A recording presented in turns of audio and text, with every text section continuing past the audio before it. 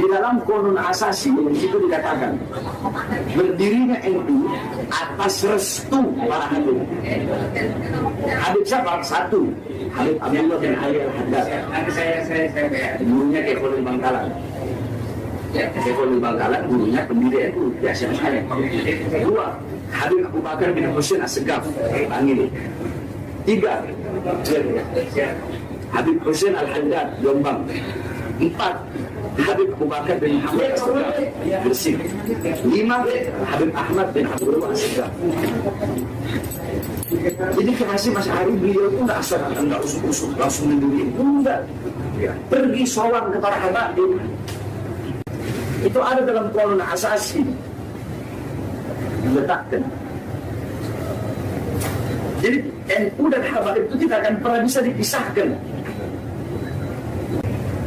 Terus NU berdiri di Surabaya,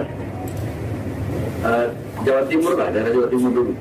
Itu ketika NU mau ke Jakarta, nggak bisa langsung tahu-tahu masuk Jakarta aja. Karena Jakarta ketika itu wilayah Habib Ali bin Abdurrahman Al-Habsyi Kuitang, yang merupakan gurunya Soekarno. Besok yang menentukan hari kemerdekaan Indonesia itu Habib Ali Kuitang. Makanya saya Mas Ari datang di Jakarta untuk minta apa? Minta restu daripada Habib Ali Kuitang. Minta restu untuk mendirikan Jamiatul NU di Jakarta. Waktu itu Habib Ali menyetujui, boleh silahkan. Cuma Habib Ali masih berpatokan, berpegang kepada fatwa Habib Ustaz bin Yahya Mufti Betawi. Jadi Habib Ali merestui bikin, tapi Habib Ali tidak mau masuk dalam struktural organisasi. Nah, ketika kiai-kiai ini dapat Jawa Barat, Jabodetabek lah, Jawa Barat, Jakarta, mengetahui bahwasannya Habib Ali tidak tercantum dalam organisasi itu, nggak ada yang ikut. Nggak ada yang ikut. Nah, akhirnya dibujuk sama Kiai Marzuki. Kiai Marzuki almarhum, termasuk pahlawan. Jadi kalau Habib nggak masuk dalam struktur ini, dalam struktur, maka kiai-kiai yang lain nggak akan ngikut. Sebab semuanya muridnya Habib. Akhirnya Habib Ali mau. Kalau beliau mau, masuklah beliau adalah. Beliau menyatakan diri, saya Nahdiyin.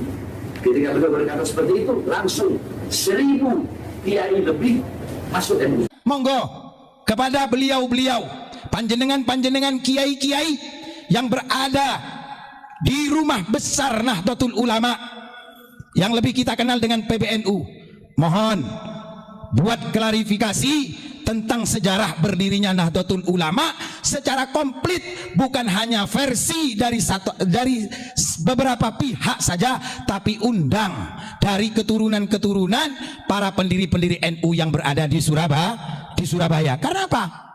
Kenapa kok harus demikian?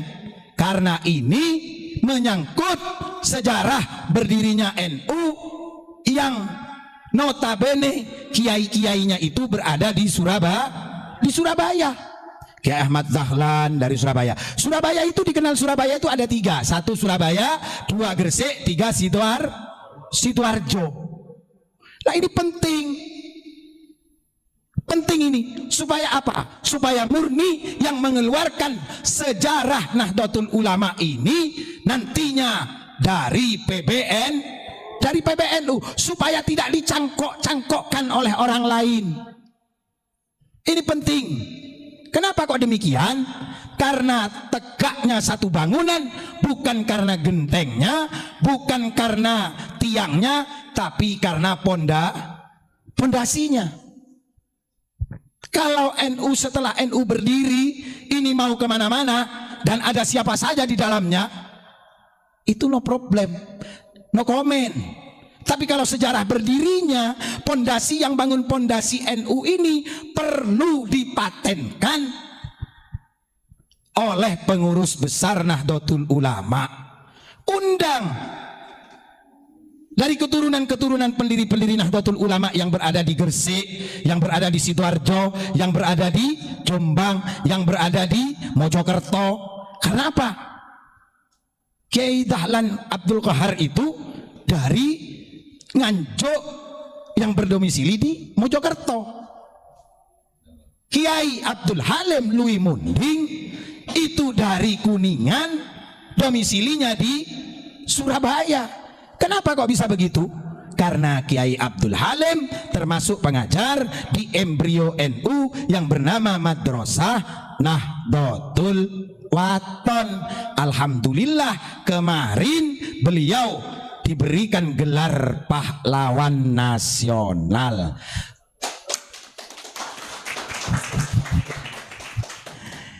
Satu keinginan dari Al-Fakir ini meminta kepada seluruh jajaran para kiai-kiai panjenengan dalam kiai-kiai yang berada di PBNU, perjuangkan seluruh muassis Nahdlatul Ulama untuk diangkat menjadi pahlawan kemerdekaan maupun pahlawan nasional Republik Indonesia. Ini kalau PBNU yang mereferensikan kepada negara, insya Allah akan dikabulkan. Setuju? Setuju? Amin ya rabbal alamin. Jadi seperti itu Gus. Kalau ada yang mengatakan menceritakan tentang Nahdlatul Ulama, monggo silakan datang ke Surabaya, ke Ampel, datang ke Langgar Gipo. Di sana masih banyak kawan-kawan kita yang dari cucu-cucunya pendiri-pendiri Nahdlatul Ulama yang berkumpul. Itu by data. By data ini, mohon maaf. Jadi oknum Habib itu jangan ngawur-ngawur untuk mencangkok-cangkokkan berdirinya Nahdlatul Ulama, katanya ada habaibnya. Mohon maaf, ini sudah klarifikasi, coba lihat di TVNU. Itu di TVNU sudah berbicara itu. Salah satu keturunan yang memegang data. Data konkret, bukan hanya data yang ada di Indonesia, tapi beliau memiliki data dari Leiden. Bahkan ada sebagian yang dari Eropa, dari Inggris. Itu punya datanya itu, konkret.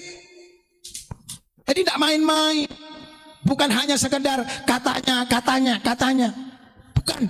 Kalau perlu lihat di TVNU itu. Di channel TVNU itu pada saat itu membahas tentang Kiai Mas Alwi yang dilupakan. Karena apa? Karena ada dari Aswaja Center mengatakan bahwasanya ada kiai dari pengurus Aswaja Center mengatakan bahwasanya Kiai Mas Alwi ini dikeluarkan dari silsilah keluarga. Loh ini kan bahaya ini. Padahal apa? Kiai Mas Alwi salah satu pendiri Nahdlatul Ulama, bahkan yang memberikan nama Nahdoh itu adalah Kiai Mas Alwi bin Abdul Aziz. Mohon maaf ini, saya tegaskan sekali lagi, kepada siapa saja, baik itu kalangan kiai, pengurus NU maupun para penghidmat di Nahdlatul Ulama, kalau ingin menceritakan, kalau ingin menulis sejarah NU yang konkret, menjelaskan kepada halayak, kalau oknum Habib ini ingin menyampaikan tentang sejarah berdirinya Nahdlatul Ulama, kalau untuk berdirinya Rabithah Alawiyah saya tidak ingin mengkoreksi itu.